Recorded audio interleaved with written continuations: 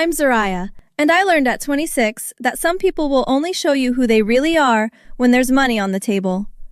The conference room smelled like leather and old money. Mr. Donovan, my grandfather's attorney, sat at the head of the table with the will in front of him. My mother Vivian kept checking her phone. My Uncle Garrett drummed his fingers on the mahogany. My cousin Presley was already smiling. My grandmother Cecile just looked tired. "Let's begin," Mr. Donovan said. "To my son, Garrett Chen, I leave $5 million. Uncle Garrett nodded like he expected more. "To my daughter, Vivian Chen, I leave $5 million. Mom's face tightened. "That's it?" "To my grandson, Presley Chen, I leave $2 million. Presley pumped his fist under the table. "To my wife, Cecile Chen, I leave $10 million and the estate in Connecticut." Grandmother smiled softly. He was always generous. Mr. Donovan looked at me. "To my granddaughter, Zariah Chen, I leave 51% controlling shares in Chen Industries, currently valued at $18 million. The room went silent. "Wait," Mom said. "Shares? Not cash?" "Correct. Controlling shares with full voting rights and decision-making authority over all company operations." Uncle Garrett leaned forward. "That means she controls the entire company." "Yes." Presley laughed. "Dude, that sucks. Everyone else gets actual money." "Shares are actual money," I said quietly. "Shares you can't spend," Mom said. "Zariah, honey, this is so typical of Dad. He always made everything complicated for you." "The shares can be sold," Mr. Donovan said. Uncle Garrett's eyes lit up. "Well, that's something. Zariah, we should talk about that. I'd be happy to buy them from you at a fair price." "I haven't even thought about it yet." "Of course not, sweetheart," Grandmother said. "This must be overwhelming." Mom touched my arm. "It's just that everyone else can use their inheritance right away. You're stuck with paperwork and board meetings." "I ran that company for 15 years, Uncle Garrett said. "Your grandfather knew that. This is really a decision about who should lead Chen Industries going forward." "He made that decision," Mr. Donovan said. "Zariah has controlling interest." "On paper," Uncle Garrett said. "But realistically, she's never worked there. She doesn't know the business. The smart move would be to sell to someone who does." "To you," I said. "I'm offering to help." Presley scrolled his phone. "Dude, I'm already looking at cars. This is sick." Mom stood. "Can we talk outside, Zariah?" We stepped into the hallway. She closed the door. "Listen to me carefully," she said. "Your grandfather was brilliant, but he played games. This inheritance is a game." "How?" "He knew Garrett wanted the company. He knew I wanted liquid assets. He gave everyone what they could use, except you." "Maybe he trusted me with it." She laughed. "Baby, he barely spoke to you the last 5 years. You reminded him too much of your father." That hurt. Dad died when I was 12. "He left you something complicated on purpose," she continued. "Probably to teach you some lesson about responsibility or business or whatever he thought you needed. But you don't need that. You need security. Sell the shares to Garrett. He'll pay you well, and you'll have cash like everyone else." "I'll think about it." "Don't think too long. Garrett's already planning his next moves." 3 weeks later, Mom called me from Paris. "Zariah, honey, how's it going?" "Fine. You're in Paris?" "Just for a few days. The shopping here is incredible. I got you something." "You didn't have to do that." "Of course I did. My daughter deserves nice things. Speaking of which, have you talked to Garrett?" I'd been avoiding his calls. "Not yet." "Sweetie, he's getting impatient. He needs to know your plans." "Why does he need to know anything?" "Because he's family. Because he cares about the company. Because you're making this harder than it has to be. I'd spent those 3 weeks reading everything I could about Chen Industries. Financial reports, board meeting minutes, emails my grandfather had saved. The company manufactured medical equipment and had contracts with hospitals across the country. Mom, did you know the company's revenue dropped 18% in the last 2 years? Businesses fluctuate. Uncle Garrett was CFO during that time. Silence. What are you implying? I'm not implying anything. I'm learning about what grandfather left me. Oh God, you're not actually considering keeping those shares. I'm considering everything. Soraya, listen to yourself. You're a graphic designer. You work from home in your apartment. You know nothing about medical manufacturing or corporate management. I can learn. This is ridiculous. You're being stubborn because you think this is what he wanted. But he wasn't thinking clearly at the end. Everyone knows that. His mind was fine. Was it? Because leaving controlling shares to someone with zero business experience instead of his son who built that company seems pretty unclear to me. Uncle Garrett showed up at my apartment that evening. I shouldn't have been surprised. Your mother's worried about you, he said at my door. I'm fine. Can I come in? I let him in. Mistake. He sat on my couch like he owned it. Soraya, I want to be direct. I'm offering you $6 million for your shares. They're worth 18. On paper. In reality, you'd need to find a buyer, negotiate terms, deal with lawyers. I'm offering cash, immediate, no hassle. That's a third of their value. It's twice what Presley got, and he's thrilled. Plus, you wouldn't have the headache of actually running anything. What if I want to run it? He smiled. The kind of smile you give a child. Then you need to understand that the board won't respect someone who inherited power without earning it. The senior staff won't take orders from someone who doesn't know the industry. Clients won't trust you. You'd be a figurehead at best. Or I could learn. In 5, 10 years maybe. But the company needs leadership now.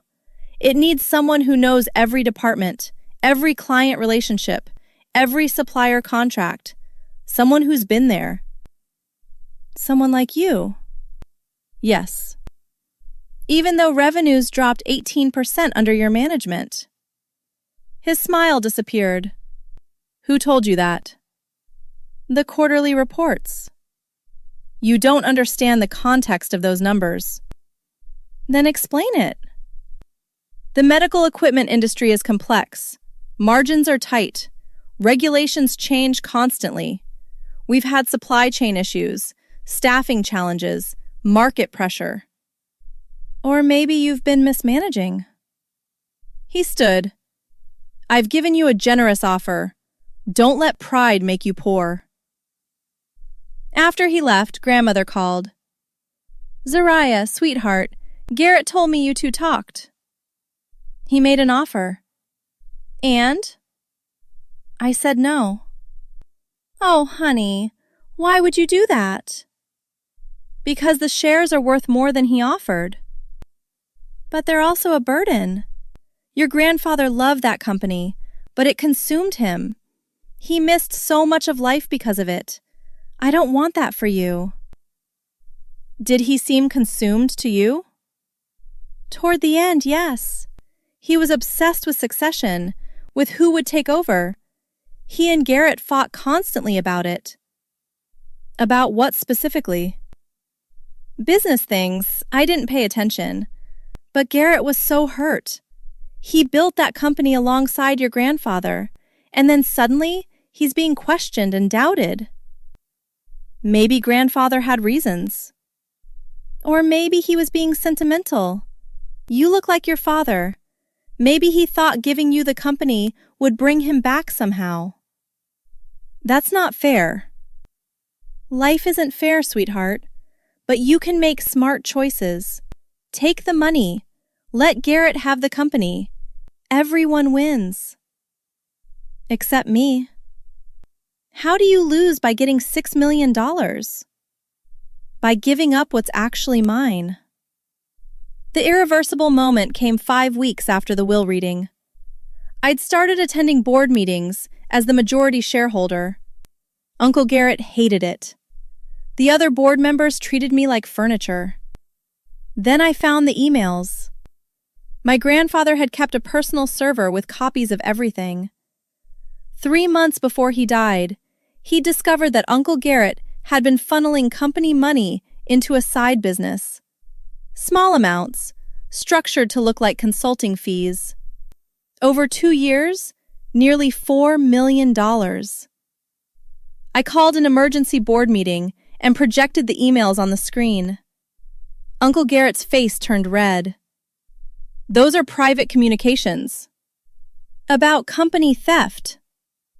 That's a lie. Those were legitimate business expenses. To your private company? That's embezzlement. Your grandfather was senile. He was seeing conspiracies everywhere. These emails are from 6 months ago. His doctors confirmed he was mentally competent. This is character assassination. I've given my life to this company. While stealing from it. He stood. You're a child playing dress-up. You inherited something you don't understand, and you're destroying it. Sit down, Garrett, one of the board members said. We need to address this. I'm not addressing anything with her. She's unstable. She's vindictive. I stayed calm. The board will review the evidence and decide on appropriate action. I'm recommending we terminate your position and pursue legal recovery of the stolen funds. You can't fire me. I can, and I am. He left. The board voted to support my decision. That night, Mom called, screaming. What did you do? Garrett just called me in tears. He stole from the company. He made some accounting decisions you don't understand. You humiliated him in front of the board. He embezzled $4 million. You've torn this family apart over money. Your grandfather would be ashamed. Grandfather knew. That's why he left me the shares. You're delusional. You've invented this whole fantasy where you're some brilliant businesswoman and everyone else is corrupt. I have the emails, Mom. I don't care about emails. Garrett is my brother.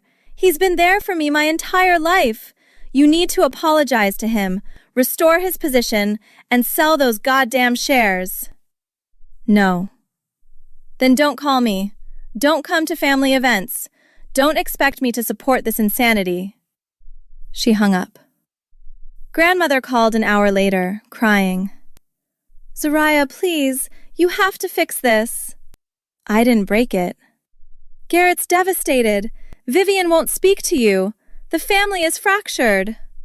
He stole money, Grandmother. He made mistakes. He can pay it back. But you've publicly destroyed him. That can't be undone. He destroyed himself.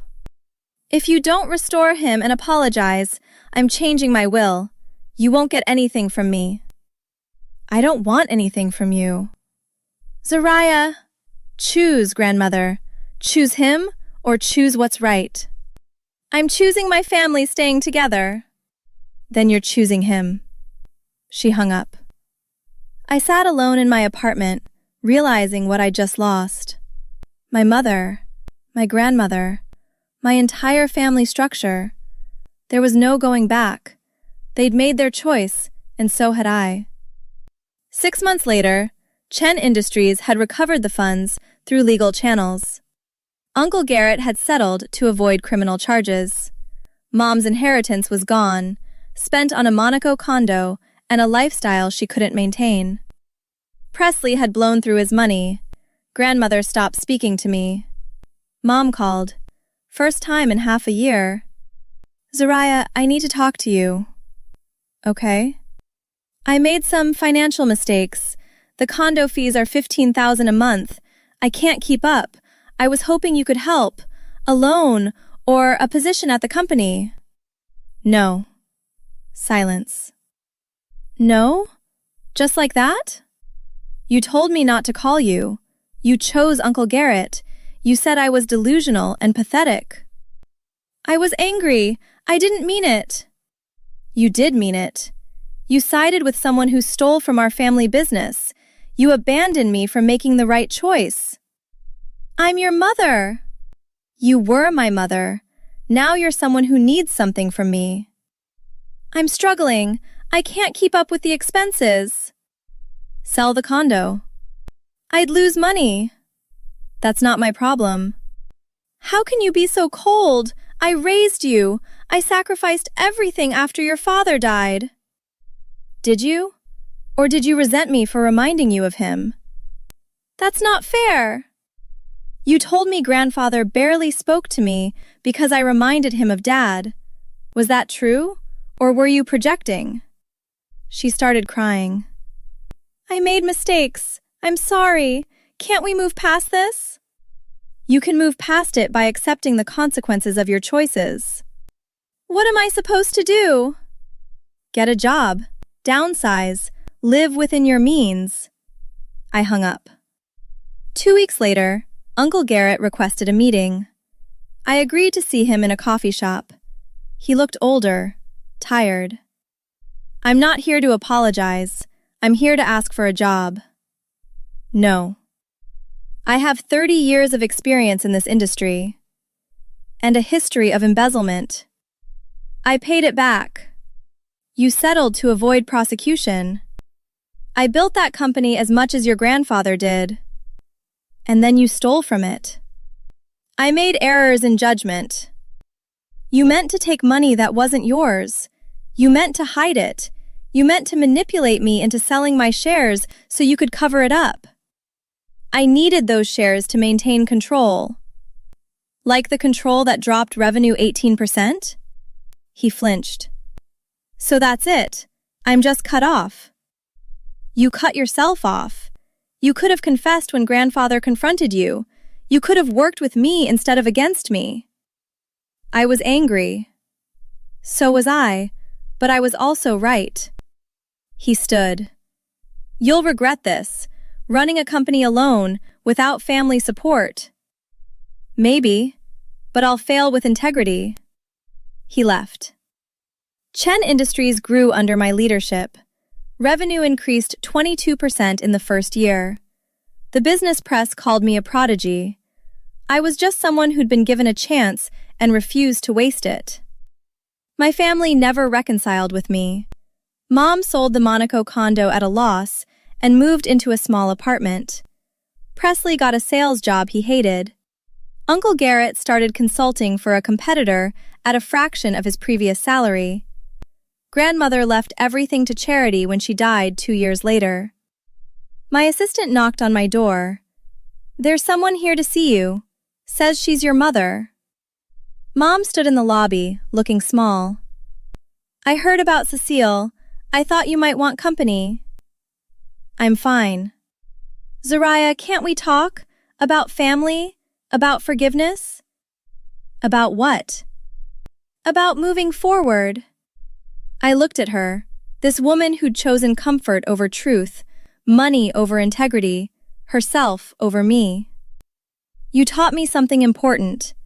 You taught me that some relationships cost more than they're worth, that some people only love you when it's convenient, that family isn't about blood, it's about who stands with you when standing costs them something. I'm standing here now because you have nowhere else to stand. She stared at me, and I saw it. The moment she realized I meant it. That there would be no reconciliation, no forgiveness, no second chances. She left without another word. I went back to my office and looked at the portrait of my grandfather on the wall. He'd known exactly what kind of people they were, and he'd given me the only thing that would reveal the truth. Power they couldn't control. I picked up the phone to call my next board meeting. Looking back now, I wonder, if you discovered everyone you loved would betray you for money, would you still want to know the truth? Or would you rather live in comfortable ignorance?